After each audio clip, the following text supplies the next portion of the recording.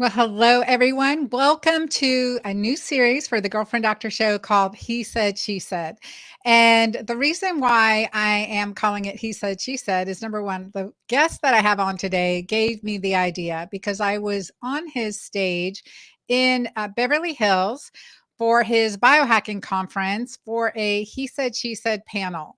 And I just love the idea because there are certainly differences between men and women. And today we're going to talk about some of those differences with the father of biohacking himself, founder of Bulletproof, really leading pioneer, cutting edge trailblazer in biohacking, longevity health, and all things life hack worthy. So we're going to get into it today. And I can't wait to introduce you to him. You may have heard of him. He is Dave Asprey. And we'll be sharing about his new book too, which I love the title, Smarter, Not Harder, The Biohacker's Guide to Getting the Body and Mind You Want. This is with New York Times bestselling author Dave Asprey. So let me bring him on. Well, hello. Hello there. How are you? Why, hello there. I just magically appeared on the screen. Hi, Dr. Cabeca, or should I call you Anna? I think I'm going to call you Anna. Call me Anna. Call me Anna. And it's great to be here with you and great to chat with you and also learn about some of your latest and greatest biohacking, because this is what number book for you? I think this is my 8th book. It should be my 5th New York Times bestseller, assuming that everyone who loves what I share with you decides that they want to buy the audiobook or the print book right now. I'd be so grateful. Yes. Yeah. Only Yeah. after you hear what we have to say, because the stuff in here it's new. It's not a rehash. It's new information in the world that I think is really valuable. Well, and I've known you for quite a while. I mean, way back in, I think it was 2012 or 2013, interviewed you for my Sexy Younger You Summit way back. And that's where you taught me about bulletproof coffee, adding butter and MCT oil to coffee, which we use in our keto-green world and our programs. And I've written about it in my first book, The Hormone Fix. And I just want to talk about your journey into biohacking, your evolution, a little bit about where you started, because it's pretty fascinating. You are a hacker. You are a true hacker. And how old were you when you were on the cover of what journal was that? Oh, Entrepreneur Magazine. But to be super clear, I was actually the centerfold in Entrepreneur Magazine. I wasn't on the cover, and that's people say, Dave, you weren't fat. I'm like, well, here's my picture of when I'm 23 in Entrepreneur Magazine, and I'm wearing a double extra large shirt, and I had a 46-inch waist, and I weighed 300 pounds. I'm pretty sure I was fat, and then the low calorie trolls usually go away at that point, and then later, like the most unlikely thing ever to be the fat computer hacker from Jurassic Park kind of thing, all the way to being probably 47 and having the photographer for Men's Health show up at my house and say, okay, take off your shirt. I'm like, no, that wasn't our deal. Normally you fast for several days and take diuretics, and they do all this weird stuff to in the spray tans. None of that. So I'm like, okay. So there's a full page picture of me in Men's Health with my shirt off, with no preparation. I didn't even get to do push-ups, and I think I look pretty good. So something's working. So that's the opposite of typically, right? It's typically 23, it's in that amazing chiseled body, and then no, at 47, there you are. Yeah. And now at 50. I'm actually lower body fat now than I was in that picture. I'm at 8% body fat thanks to the stuff that's in Smarter, Not Harder. It just turns out we were wrong. We thought hard work got results, and it turns out hard work gets hard results. But there is a way to make your body do what you want that isn't hard. And then all that energy you were putting into doing things the hard way, you could put it into being a better parent, taking care of yourself in other ways, improving your brain, not just how you look, just all sorts of personal development. Or you could also just like watch Netflix a bunch. It's time you're putting in that you think is getting you results because it's hard. And I just want you to know, sometimes hard is necessary, but if you're going to work hard, you should be like changing the world. You shouldn't just be working hard to try and have the butt you want. It's not worth it. Well, and then talk about that because you're changing the world and you are, I mean, You you want are me to talk about my butt? I'm you are constantly working. No, I don't know, y'all, if you have seen some of Dave Asprey's, if you are following Dave Asprey on Instagram or in social media and then see him, but what was it? Butt sunning, butt sunning. There are I think the word is butthole sunning, Anna. butthole sunning, And yes, I butthole was in the sunning. New York Post. I did a joke post where I'm on a private beach where no one can see. And there's a side picture with, nothing you don't want to see. And I'm like, with my legs up in the air, the sun hitting me. And I'm saying, guys, there's this butthole sunning trend. There's no science behind it. But watch out. If you get a sunburn, it's like you ate spicy food. And the New York Post picked it up and said, biohacker bro burns bum. And it was all a joke. And now like that kind of sunning, butthole sunning is like a meme in the trend. And it makes me laugh because it was a joke, guys.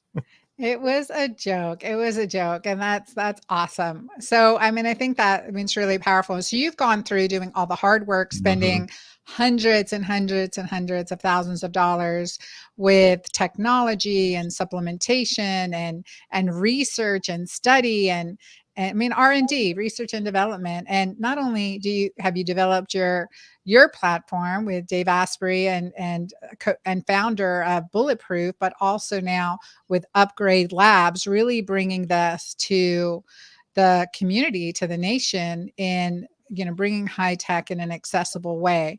But you say you have, it didn't surprise me when I read this for some reason, but you say it is the laziness principle. Can you? All right. I want to make it really clear here, and this might be repellent to some people. I am way lazier than you are. I mean, I am super lazy. And it's that laziness that has led me to build $100 million company. That's Bulletproof. And to have, a few 100 million people have listened or downloads of my podcasts and New York Times and just all sorts of stuff you wouldn't even imagine. And it's because I wanted to do it with less work. And when I managed to do it with less work, then I had more capacity to do something else. It's literally that I didn't choose the hard path. I was willing to work hard. I just didn't want to work hard. And that's what led me to write Smarter, Not Harder. The laziness principle goes like this. There's a system in your body that you can't see that's hiding itself from you right now. And it's actually kind of disturbing. For instance, if I do this, clap my hands, that you heard it right after it happened. It took a little while for the sound to get to you, and then it was there for you. But it turns out once the signal gets to your body, there's a third of a second where no one knows what happens. But your brain doesn't get that signal until a third of a second later. What's going on there is the operating system of your body is deciding whether it wants to show you the sound and bring it to your attention or just throw it away as being useless. And you and I, Anna, we don't see the fact that there's a lag time on reality. And in the middle of each eye, there's a blind spot about the size of a dime, and we can't see it. So there's a system in your body that's hiding parts of reality from you on purpose. That's the system we're hacking. It's the one that decides whether a calorie goes into a bicep or if it goes into inflammation. It's the one that decides whether you get to pay attention. It decides how much willpower you have. It decides what your hormones are going to do. And there is an interface to that. You can adjust your operating system. It's also the one that decides whether you're going to get triggered or not by whatever I just said or whatever someone else just said. All of this is automatic and invisible to us, and we just get the feeling at the end of it. So in Smarter, Not Harder, I teach you how that works and then what you can do about it. And it's kind of magical because knowing that there's that system there, okay, what does it listen to? It listens to the environment around you. So you use changes to the environment, or you use things that just tell the body change, and it does it. For instance, one of the hacks that I write about in Smarter, Not Harder is called Rehit. This is a technology that we use at Upgrade Labs. Upgrade Labs is my biohacking facility. We're opening dozens of them across the country right now. It's a franchise. You can go to ownandupgradelabs.com to learn more about that. But this is the idea that all the stuff that the crazy billionaires do, most of which I get to try, and then I can write about them and just see how it works. I am not a billionaire. That would be nice, but it's not my goal. If you look at that, you go, wow, that's what a Navy SEAL did. That's what that Hollywood actress did. That's what that professional NFL quarterback did. They're all using biohacks, but they're using the expensive ones you don't get access to. But those teach us new things. So Upgrade Labs has all the stuff. You can go in and just have a membership and do it, but it teaches us something about these principles. And there's a technology called Rehit that you learn about in the book. I do it with an artificial intelligence driven bicycle that's modified for Upgrade Labs. But the principle behind it looks like this. You think that if you want to improve your cardiovascular performance, you got to work hard. So you put on some stretchy clothes, put on the tennis shoes, go for a run, right? And you do it and you come home, you're all sweaty, you're tired, breathing hard. I'll get results. Well, yeah, you'll get results. If you do an hour a day of cardio 5 days a week for 2 months straight, you will improve by 2% your cardiovascular capacity. If you do what I'm talking about for 15 minutes a week, that's 3 5-minute workouts, no sweating allowed, you'll get a 12% improvement. 6 times more results in 15 minutes versus 5 hours every week. So tell me what that is. I know, like what? Okay, you didn't tell me about that one. All you have to do is eat a tapeworm. No, that's what they did in the 1900s. Not the worm at the bottom of the tequila bottle.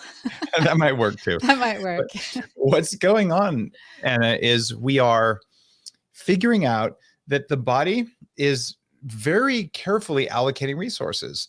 And what it responds to is not how hard you work or the amount of work, but how quickly you turn the work on and how quickly you turn the work off. So it's the speed that you return to baseline that matters. So what we have you do is get on the bike and go so slow it's boring. Then hit it like you're going to die for about 10 seconds, and then do breathing exercises to quickly return to baseline. And it's the speed that you come back. Here's the signal that your body hears. Okay, the body doesn't like it that you're in there. The body wants to be in charge of itself, just like you were an animal. And when you do that really fast sprint, and this is not high intensity interval training, it's different. But if you do that really fast sprint for just 20 seconds, it's like, oh my God, there's a tiger. Whew, got away. Everything is safe now. That's the calming down. And since everything is safe, and what do you know? I had enough minerals in my diet. I have enough protein. Now I can actually repair myself. And since I'm safe, there's a stimulus and I have the building blocks, let me just do it. And you get that 12% improvement over a short period of time. By the way, 12% improvement in VO2 max, it equals about 2 years of additional lifespan in studies. This is a big deal. 5 minutes a day, a little bit more than brushing your teeth, but it's only every other day. So 5 minutes every other day. You brush your teeth for 2 minutes. This works out to 2.5 minutes a day. No sweating, no change of clothes required unless you're in a skirt. You can hike it up if you want to, if no one's looking. I mean, it's that easy. So it is really, I mean, you can call it the rubber band principle, right? I mean, it's like that stretching till, the extreme and then being able to bounce back. That's a resilience. So this is working on developing your resilience. What does it do to you physiologically? So it's increasing your VO2 max. It's in, but physiologically, how is it working on your mitochondria? What it does is it drains glycogen from your muscles as fast as is possible. That's the first part of it. And the second part of it is it reduces your sympathetic nervous system response afterwards. So you rapidly switch from sympathetic to parasympathetic right after dumping your glycogen. And it's that combination that causes you to rapidly change your mitochondrial function. So you're better at using oxygen than you were before. And the changes are things you actually wouldn't get even if you decided you were going to do what I did when I was fat. I used to ride 20 miles a day on my Cannondale bike when I was 18 years old. I get on the road, it's Albuquerque, just cruising around. Actually, that was a little younger than that. But anyway, cruising around. And cardio doesn't do it, but I was doing long cardio. What long cardio does is it tells your body, well, I'm running away from a tiger, but it's still hunting me. In fact, it's been hunting me for the last hour while the person in the front of the class wearing spandex is yelling at me and playing Britney Spears or whatever the heck, latest Katy Perry, right? So the body's signal is not right there. And it says, okay, at the end of all that, if I had enough nutrition, maybe I'll recover, but I'm kind of tweaked. Like I've been hunted for an hour. right? And you could be someone like I would have been. The reason I wrote Smarter Not Harder, part of it is when I weighed that 300 pounds, I said, most important thing I could ever do is lose weight. I went to the gym for 702 hours. I was doing 90 minutes a day, half weights, half cardio, 6 days a week, because it was the most important thing ever, just to not have another knee surgery, just to finally be in shape, to lose the weight. And at the end of 18 months, I still weighed 300 pounds. And I'm sitting at Carl's Jr., watching my friends eat Western bacon cheeseburgers. I'm having the chicken salad with no dressing and no chicken because it's too high in calories, and wondering if I'm still eating too much lettuce. I worked really hard, harder than you would ever know. And it didn't work. And I know I have so many friends now who are overweight the way I used to be. And I feel it because I've been there. In the sense of helplessness where you push the pedal all the way to the floor and your car is still slowing down. You push harder, but it doesn't matter. That was me every day. And I did what was supposed to work to the highest possible degree. And it just didn't. And it does for some people, but it comes at a great cost. It doesn't have to be that way. And Smarter Not Harder, there's 5 categories. These are all categories from Upgrade Labs, where I learned from opening 8 years ago underneath Arnold Schwarzenegger's office in Santa Monica, California. We opened the first ever biohacking facility that is now Upgrade Labs, opening one probably in your city. If not, you could open one yourself. And what I found out from all these people coming through is some people want muscles. Some people want cardio that we just talked about. Some people just want their brain back. That was me. And then there's another group of people who actually wants more stress management. In fact, people want that more than weight loss right now. And there's another group of people who just want their energy back and weight loss together. Because when you have too much weight, you have lower energy. It's like a teeter-totter. So what's going on there is you got to pick one of those. And in Smarter or Harder, I'm like, okay, let's teach you how to figure out which of those matters most. And then let's see what your second most important goal is. And then I'll tell you exactly which technique or method or technology, which one's going to work to get you the most results for number 1 and number 2 as fast as humanly possible. And for every one of these, there's a free level. This is a new principle. Here's how to do this rehit thing at home. There's another level, which is inexpensive, $50, something like that. Maybe a couple $100 for a piece of technology that's going to save you thousands of hours. And then there's what the crazy billionaires do. And ideally what I'm doing at Upgrade Labs. And I lay it all out. So now you know it's possible. You're not as stuck as you think you are. That was why it's worth a couple thousand hours to write the book. And that was hard work, but it was worthy hard work. No, absolutely. And you talk about the 5, the 5 sections, right? So you've got different sections in the book, but you're talking about tapping the power of laziness, removing your friction. Oh, let's talk about laziness. Yeah, let's talk about laziness, because that is a word that triggers me.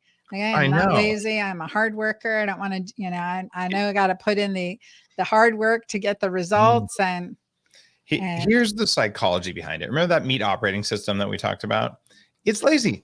It says, look, you might starve because there might not be enough food. Why would you ever do anything hard? Just lay on the couch. Since it manipulates reality, it makes the couch and the Ben & Jerry's look way more attractive than they are. So when it comes to time for you to make a decision, you're going to say, brain says, go to the gym. Body says, lay on the couch. Okay. If you lay on the couch, you gave in to what your body naturally wants after 2 billion years of evolution. But then we're taught by our parents, our teachers, our bosses, our churches, all those things. If you're lazy, you're a bad person. No one will love you, will actually kick you out of our city, and then you'll die. Like literally, laziness is tied to being unworthy. But all of us have 2 billion years of history making our bodies lazy. Our minds are not lazy, but our bodies are lazy. And they send us fake signals about how hard the workout's going to be, about how unpleasant it's going to be. So how do you harness lazy to make you motivated? Well, on one hand, laziness does motivate us. There was a guy one day who said, you know what? I've had enough of pushing a plow behind an ox. I'm lazy. I think I'll make a tractor. Mm-hmm. So I'll argue that all of human progress actually comes from laziness. It's good that our tissues are lazy, and it's annoying that they're lazy. So, Anna, I think because I've known you long enough, I know this is true. There has been a time in your life where you've gone out to the mall and you bought a pair of really nice shoes that were on sale, and you saved like $400, and you sat down with your friends and you said, I saved $400 on these shoes. True? True. Okay. Did you say how much you spent on the shoes? No. Why is that? Because the saving is what you can highlight. I mean, that's like, Yeah. look at this difference. I've saved all this money. I saved this time. Yeah. That's a biohack. And all marketing companies know this because savings feel bigger than they are. Like if you spent $400 on shoes, that's actually real. Saving $400 on shoes, that's not even real, right? It's a fantasy, but people give you a 25-cent coupon and it feels like it's worth $2 because your operating system is lazy. It amplifies certain things and it makes them feel better than they are. And of course we listen to our feelings. So what would happen if you use that to motivate yourself? Here's what you do when you read Smarter Not Harder. You figure out what matters to you. Let's say it's that cardio example. And you say, you know what? Instead of telling yourself, I'm going to go do 5 minutes of mildly difficult work to get my cardiovascular thing, that's still your body's like, meh, that might feel like a half hour. It doesn't sound that exciting. You go, hey, I'm going to save 55 minutes of sweating my ass off in the gym. And when you tell your operating system in your body, I'm going to go save 55 minutes of suffering, it'll be like, let's go. And all of a sudden your resistance melts and then you're happy to do it. And I have no resistance to spending 5 minutes, which includes 20 seconds of hard work. I'll do that just the same as, okay, most of us brush our teeth morning and night. It's kind of annoying, but we do it because it's worth it and it's not that hard. But if you had to stand on your head and brush your teeth for 10 minutes, no one would brush their teeth. Okay. Your body makes things feel harder than they are. And what you do is you tell the body how much you're going to save. And that's what the laziness principle is. Laziness becomes the carrot your body follows. Meanwhile, you've always wanted to do the work. It was never about you. It was about your body making things look different than they are. And you're saying no sweating allowed. So let's talk about this. So it's like, is it high intensity interval training? No, absolutely so not. Explain the difference. Okay. With high intensity interval training, you warm up, then you run as fast and as hard as you can for a minute. Then you walk for a minute, do it again, walk for a minute, sprint again, walk for a minute, do 3, maybe 5 of those. You'll be sweating, you'll be panting, you'll be miserable, but you will get much better results than if you just went for an hour run, sometimes maybe some hills or whatever. So that's the beginning of understanding a new principle that's behind everything in Smarter Not Harder. And these are words I coined. It's a pattern that I recognize, and I haven't seen it written up this way anywhere. So I believe it's new. And that slope of the curve that says how quickly it comes on and off, that's the signal. So high intensity interval training is kind of miserable. It's better because at least you're doing on, off, but you never rest enough between the intervals. The first inkling about this came from an interview I did years ago with John Gray from Men Are From Venus. Mars, Women Are From Venus. Yeah. I never know who's from what planet. I get all confused because I'm probably from Uranus or something. Think about Venus. Oh, I never even thought about that. Okay. Now I got it. Thank you. I have the mnemonic now. John Gray is going to be happy with me next time I see him. Tell him I'm not from Venus.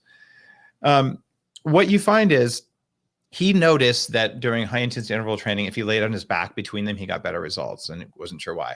If you lay on your back, your body returns to homeostasis, to calmness more quickly. So what we did is we used artificial intelligence to figure out what is the exact precise signal to make your body do what you want. And it turns out there's another thing like that for putting on muscle. So instead of picking up weights until you're completely exhausted and there's nothing you can do, okay, maybe I'll be sore, maybe I won't. You'll put on some muscle, but using the right signal into the body, you can put muscle on 3 to 5 times faster than picking up rocks. Because everything that we do in exercise today is pick up rocks or run away from tigers, or maybe some stretching. Like that's all of exercise for all of history. Well, it turns out now we can change the environment around us so that our body is like, oh my God, maybe there's not a tiger. Maybe it's so convenient and easy. I'll just fix my respiratory system right now instead of doing it slowly over time. Oh, look, I had enough protein. I had exactly the right signal. I think I'll put a bicep on. And I mean, Anna, you've known me for what, 5 or 7 years and all. This is like my, let's see if I can do that. That's my caffeine tattoo arm. But I work out 15 minutes a week in total. and I am 50 years old chronologically, and I'm 39 years old biologically, I am in better shape than I've ever been because I've been applying slope of the curve biology. I'm doing the Upgrade Labs thing, and it's so cool. I love it. Now, one of the things that you wrote about in one of your earlier books on biohacking was about the nutrition component, intermittent fasting, making sure you're getting healthy amounts of fat. And so with this, you're layering on all of these things. You're layering on the, fasting component, you're layering on the nutrition, you're layering on this flexibility, right? Bringing your body into the parasympathetic, which frankly, I think done, we've done a lot of destruction in our own physiology over these, over our lifespan, just as Americans, with destroying our parasympathetic. So it doesn't even know how to relax. So you actually got to retrain it, especially going from full on to that relaxation state. So you're working on heart rate variability during this. I know that that's one of the things that you'll measure, but how are you layering it? How are you doing this in your life? I know we can't do everything all the time. And I like how you're simplifying. Okay, maybe less is more, but what's right for you? And how is it different from men versus women? It's not even really about less being more. It's about, you need to know where you are, and where you are includes whether you're a man or a woman, includes how much shape you're in, includes basically your conditioning compared to what you want. And it's not just physical conditioning. It can be happiness. It can be energy levels. It can be whatever. But it turns out there isn't really a score for that. And also people say, I want to be healthy. What does that even mean? No one knows. So what healthy means, when I go through tens of thousands of people who've been through Upgrade Labs, and the goals are pretty consistent in these buckets. I just want my energy back and I want to lose weight. Super common. Okay. If an 18-year-old guy like me comes in versus a woman going through perimenopause, the answers are going to be very different, but it's the same goal, right? So identifying your goal is important. Or I wanted to put muscle on. I realized I don't have enough muscle. And women want to put muscle on too, because it makes you live longer and it makes you look better. You won't get bulky. Don't worry. And then the next thing is, okay, I just want my brain to work. I'm putting my car keys in the refrigerator and I'm 42 years old and it worries me. Okay. That happens to people all the time. I hear it every day. I've written a whole book about the brain because it happened to me so much. And it doesn't anymore. I don't even lose words. It's crazy how well my brain works because of all this biohacking stuff. And then you get people say, I'm stressed all the time and I don't know what to do. Okay. Totally different goal if you come in with that. So you have to pick it. So who am I and where am I based on the things that matter, and where do I want to go? And once you do that, and that's what Smarter Not Harder is about. Okay, now let's pick a path that includes the technology that works best. When you come into an Upgrade Labs, we do an electrical screening, we do all this other stuff, and our AI system tells you what to do to get the most results. But not everyone's going to have one down the street from them. So that's why I wrote the book, because you got to figure out your goals. So if you're a woman, the technology and the techniques for slope of the curve biology, that rehit, it works, but you're not going to push as hard as a man. And the real reason for that is, and I know as a medical doctor, this might be surprising, but women are not little men. It turns out they're just not. So the maximum heart rate is going to be different for you. And you're going to push yourself as hard as you can doing rehit, but you're not going to overtrain. What I find with women is that quite often the biggest challenge is that women are overtraining when they decide to train. Like, I'll just go do 75 hard. Man, if you have female biology and you are in your time of life where you're fertile, and you do this, wake up and do an hour or two of exercise a day, and you're just going to push through, that's called overtraining. And women burn out before men do in overtraining scenarios, because your body's desperately trying to maintain a fertile state and do everything that guys are doing. And if we are not in a fertile state as men, we don't die if we get pregnant, and women do. And your body knows that your meat operating system is working so hard to protect you from that uncertainty. And it's why there just fundamentally are differences between men and women. And you can become very strong and very resilient, but you don't do the same training a guy would do. you do the training that's appropriate for your biology. And I don't want you to train harder. That's the whole point. I just want you to get the results. And if you do what's in here, you're going to realize, oh, I wanted to put muscle on, but I didn't want to injure myself and I didn't have a lot of time. So I'll use another technology in the book called blood flow restriction. So I'm going to get these little bands that you put around your arms and your legs, and I'm going to do exercise with 1 pound pink dumbbells. So I don't have to have the big kettlebells and like get a tattoo to go use them. What you end up with is, oh, look, I used a biohack that lowered the blood flow to my arms. So I didn't have to work very hard. And now I'm putting on muscle and I feel amazing. These things are possible. There is great science behind them. It exists. And we just don't know that. So I think we've got to respect the differences in our biology. And we've got to understand that women are at higher risk for losing their minerals. There's a couple chapters in Smarter Not Harder about friction, the things we're doing that make training not work, that make our biohacks not work, that make meditation not work, that make dieting not work. So what if no matter how hard you tried, it wasn't going to work because you didn't have enough copper in your body? You get all the right signals in, you do all the effort, you work hard, you pick up the heavy things, you run really fast, you meditate, no results. Well, I'm seeing more and more and more of this because people are going on these allegedly healthy plant-based only diets where they're lacking minerals. And they say, but there's minerals in my spinach. The problem is the iron that's in spinach is 1.7% absorbable. Right? So plants have minerals, but the minerals are locked up.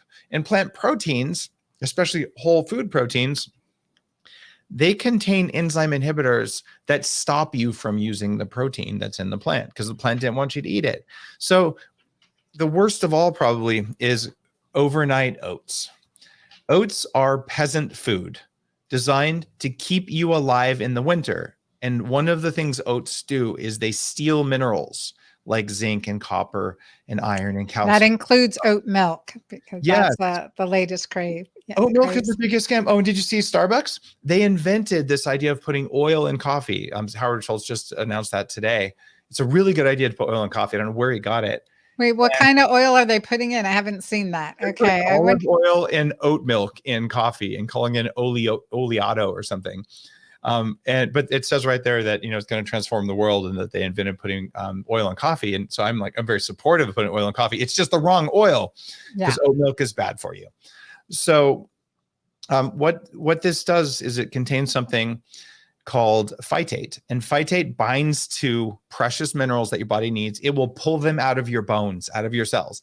And yet they're feeding you peasant food, telling you it's a luxury health food, charging you $7 for it. And you're depleting minerals. And then when you go to the gym, or then when you go to meditate, or you go to sleep and something doesn't work right, and your body's getting anxious because it's depleted and it knows that it's lacking minerals and it can't do its job. It's trying to support you and it feels anxious. So then you feel anxious and then you look around and you blame your partner. This is happening all the time because of processed foods. So I tell you how to put minerals back in your body. Everyone needs to have a macro mineral, like a mineral capsule, and it's usually 3 pills. I believe your Mighty Maca has a bunch of minerals in it. I don't know the levels though. Danger Coffee is my new coffee company where I put a ton of trace minerals in the coffee in order to restore mineral balance for trace minerals in people. And you feel different when you drink it. But one thing I want to warn you about, and I tried this, I tried putting Mighty Maca in Danger Coffee. It was not a pleasant experience. So I do my Mighty Maca in water and then the Danger Coffee or vice versa, but in the same thing at the same time. That was not a good biohack. That was not smarter, not harder. Yeah, no. Interesting. Okay. I have not tried that myself. But I do like your Danger Coffee and I like the name of it because, you're on the edge, right? And the thing is, though, what you're really working on is resetting your body to being able to get into that peaceful state, get out of that high stress state. We had a question about how does biohacking lower stress levels? Well, if you go to the section of the book on resilience, on training resilience, you can teach the body to feel safe in certain environments where it doesn't.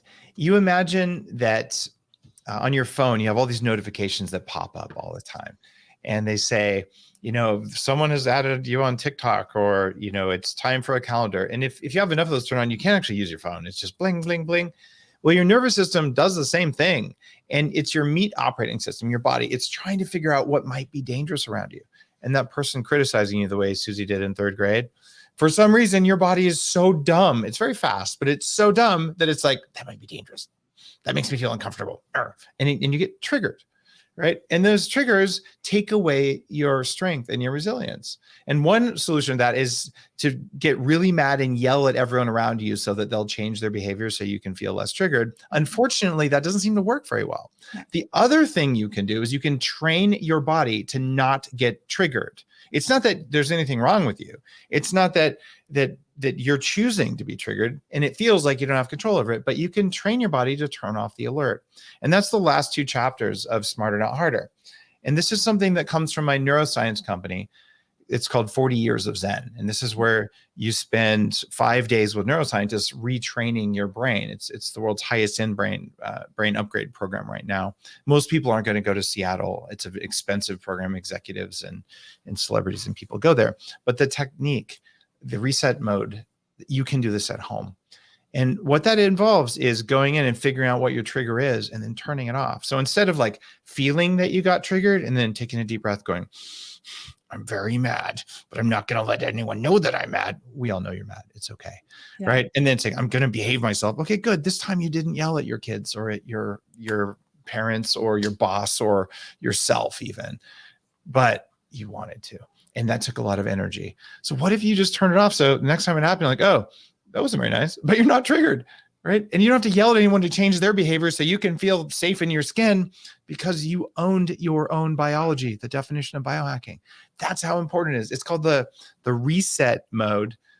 And it's in the last 2 chapters of Smarter Not Harder. Yeah, no, this is such a great book. And again, cutting edge. And I know you've been part of longevity groups. You're on multiple boards and various companies. And again, you've been at this a long time. So the biggest thing is when we look at, not pushing yourself. I mean, you're pushing with the, some of the, how are you calling that exercise? The laziness principle exercise is what I want to call it. It's not HIIT. It's, you're just motivating yourself by saying, you know what, this exercise is so much less work. I'm going to choose the thing that's less work. And your body's like, yeah, I'm down with less work. But if you're like, I'm going to go do the hard stuff, the body's like, I'm going to sabotage you.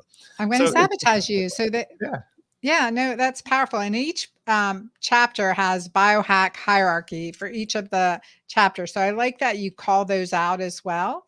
And one of the things that I think it's important to understand is women and men are growing older, as couples are growing older. One of the areas that are contribute to demise in a relationship is the lack of sex drive. And sex drive is receptivity, energy, and connection. So what can you do that's smarter and not harder to hack in that area? I love this. There's 2 side goals that I learned from all the people coming to Upgrade Labs. Some people want to improve their sleep and some people want to improve their sex drive. So I didn't put these as primary goals because for some people that really matters, but those always go back to having more energy or having more muscle mass. Usually, actually, especially more for women than men, but not always, I want to get my energy back. But there are chapters about that because when you fix your sleep and you fix your energy, magically your sex drive oftentimes comes back, but sometimes it requires help. One of my favorite herbs for restoring testosterone balance in men and women is, can you guess, Anna, what that might be? It's got to be maca. Of course. It's got to be my maca. Yeah. It is. Yeah. Maca is a really powerful one. And I write about some of the herbs in the book that work for that. And quite often a lack of sex drive can be tied to minerals. And so it's kind of crazy. Our food doesn't contain minerals the way it used to because our soil has been depleted and glyphosate steals minerals from the soil. So you're eating stuff, you think it's healthy, you're getting depleted in minerals, and then your body can't make the hormones it needs to make. So then you don't have sex drive and you're more anxious and you have less energy. And that's a spiral. I'm too tired to have sex today. I don't feel like it today. And if it was all tied to zinc and copper and chromium, how would you ever know? So I'm like, let's make sure you get enough of those minerals because everything works better. And then let's fix your sleep. And Anna, do you know the URL for my sleep page? It's hilarious. Um, no, but Okay, are you ready? I had some guesses that, everyone's talking about it, but no one's getting enough of it. No, it's sleepwithdave.com. Of course it is. Of course it is. This is a free thing. This is everything I know about how to get more sleep in less time. All the technologies, all the techniques, all the circadian stuff, just in a little mini course, completely free. No credit card, no nothing. Like, I just want people to sleep better, because then we don't run into each other on the freeway. So that's a big summary. But the best place you could go right now to get the summary of everything is smarternotharder.com, because that's the new book, and that's where all the bonuses for it are. And by now, you're listening to this, you know that Smarter Not Harder is going to save you way more time than it's going to take to listen to the audiobook or to read the book. And my goal here is, it took about 2,000 hours to create the book. And that's a lot of time. That's about 1 year of full-time work. So my goal is that it's worth your time to read it, and that lots of people are going to read it and just realize, wow, I got my energy back. I got 6 hours a week back, and I look and feel better than I did before. Because if someone had written this book for me when I weighed 300 pounds and I was 22 years old, oh my God, the things I would have done. So I'm getting even for all that time I spent in the gym without results. And everyone's, again, everyone's different and unique, and you're coming to it from different places, like you said. And I like that you said that. Where are you on your cycle? What are your goals? But there's something for everyone in here, and you put a lot of work into it, and you're always well ahead of the curve. I mean, you came out with your bulletproof coffee, hence your oil in coffee. I don't know, 15 years ago. I mean, it's been a long time. How long is that? It's been 2011, I think, is when I first wrote about it, and I created it in 2005. I started making it. Yeah. So a long time, needless to say. And so again, always ahead of the curve, and then keep putting things out to help everyone. So you're 40 years of Zen. I know many people that have gone through that program and just said it was transformative, because there's so much that we have been programmed, right? So you're programmed to do, think, our body's been programmed to react, and then you've got to reset that. So give us a quick day in the life, and I'm watching the time. I know I got to let you go, but a quick day in the life, or a quick, other than the high and the intervals, what we can do, what you would recommend me to do, my tribe of women to do who are postmenopausal, that they can do today or tomorrow to really start shifting their physiology. And we're all going to get smarter, not harder. I know you've got bonuses for it, as well as a chance to win a one-on-one session with you, which that's really cool. I love getting a chance to talk with people one-on-one, and I'm doing some episodes on my show as well, on the Human Upgrade podcast, where I just have someone from my mentorship group. I'm like, hey, let's solve this problem, right? Yeah, sleepwithdave.com. That's the best URL of my life. It makes me laugh. I'm looking at the comment there. And there, Hiyoba says 40 years of Zen. That's on their bucket list.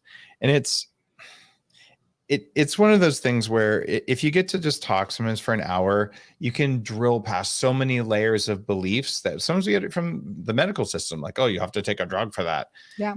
Sometimes actually that's the right answer. I'm not a doctor, but I am a biohacker, and I lecture to doctors all the time. And usually there's something that you just didn't know. And if you have that one piece of knowledge, like, oh, if I just focus on that goal and this pathway to get there, all the suffering and struggle, it wasn't necessary. You just thought it was. And I have broken myself in the gym, and I literally did get autoimmune stuff from overtraining. And it wasn't necessary, but I thought it was. And I thought I was a good person because I did it. And I know so many people listening right now, Anna, they're not eating enough food, and they are exercising themselves into serious hormonal problems. And the whole time they're deficient in minerals. They don't have trace minerals, and they're trying, and they're eating the foods they think are healthy that are making it worse. And eventually this is reliable and repeatable. Their cycle stops working. Or if they're guys, they wake up without a kickstand.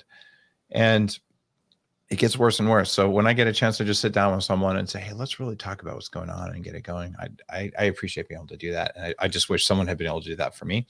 So pick up Smarter Not Harder and sign up for that. And you could win a chance to sit down with me and let's hack you. Yeah, let's do that. That sounds great. And I think that one of the things is we stress about not getting enough sleep. We stress about, I didn't get my exercise in. We stress about versus what you're saying with the laziness principle. I mean, you're conditioning your body to want to do it because it feels so good during, after you are feeling you're rewiring to say, okay, now I do want to do this. Now this is part of my day. Your body's never going to want to, Anna. I'm sorry. Your body's always going to be lazy because it's what keeps us alive. So you're going to want to do it, and you're going to make your body believe it's not that bad. So right now your body makes it feel like it's really going to be hard, and you're going to reverse trick your body. So your body's like, I guess I could do it, but you're always going to have to be in charge. But because what you did was so effective, like, oh, I got this. And then it gives you so much more energy that next time your body whines a little bit, you're like, I got this. But if you're tired and you're drained, the next time your body goes, man, doesn't that couch look good and the gym looks bad? You're like, yeah, it sure does. And then your body wins, and then you think you're a bad person. But your body's never going to want to exercise. It's just not. That's you who wants to exercise, and that's good. Mm-hmm. And for men versus women, right? To really understand where you're at hormonally and, the stages of your life and what your primary goal is. For women, it's not the same thing that your husband's doing or your partner's doing or your friend's doing or your coworker's doing. It's what you need to do and figuring that out for yourself. You have a guideline in here that'll help us really tailor that to the individual. I do. And heart rate variability, your measure of how overtrained or undertrained your body is, it's a big deal. So if you're under the mindset that I'm going to work out the same as the man in my life, let's say you're a woman, and you want to get like super lean and ripped and see the veins, and some people want to do that. That is actually not the healthiest state that's going to create the highest resilience for you. It's not even for guys. We can handle less body fat than women, but you see a guy at 4% body fat, that is a starved body. It might look hot, but that is a body that is not going to be able to handle much in the world. That's what you look like after the wolves have been hunting you for a month. Yeah. And you don't want to look like that. And you actually can't. In Hollywood, they don't do that. And so for women, you want to look strong and you want to have some curves, because that's what makes you live the longest and have the most energy. And some women have more curves than others. That's all fine. But if you want to be that like lean, tight skin on every little part of your body, you're probably not going to feel very good. And it's probably not sustainable. And it's probably going to harm your hormones. And you can measure it with heart rate variability, which I talk about in Smarter Not Harder. You know you're overtrained or underslept or under eating because your number drops. Yeah. Yeah. The heart rate variability is such a good marker. I always say in obstetrics, we look at the fetal heart rate variability, and we know when that starts to decline, that our baby's getting stressed. And then we forget about measuring it, for the rest of our lives. So it is as important as it's an important measurement as your blood pressure, as your weight, as your pulse, all of those good things. Dave, thank you. You guys check out Dave tell them where they can get the book. We put some links in the comments and the show notes. SmarterNotHarder.com is going to have all the free bonuses. Pick up the book anywhere you like to buy books. Bonus points if you buy it from an indie bookstore while we still have them. And check out my podcast. And I don't know, I'm easy to find online, DaveAsprey.com. And just understand, I want you to have hundreds of hours of more free time. And that's why this book is there. It's called Smarter Not Harder. And I appreciate you taking the time to read it. I promise to give you more time back. Yeah, no, I like that. I like that idea. Thank you everyone for listening. You can watch this on YouTube, listen to this wherever you listen to podcasts, and definitely share about Smarter Not Harder and with your friends. Send them a copy, buy a couple copies, go through it together. It helps with accountability and everything you do. Accountability is the key, certainly, to my success, and having being on the cutting edge is going to save you so much time. Thank you for all your work, Dave, and thank you everyone for listening. Till next time. Thanks, Hannah.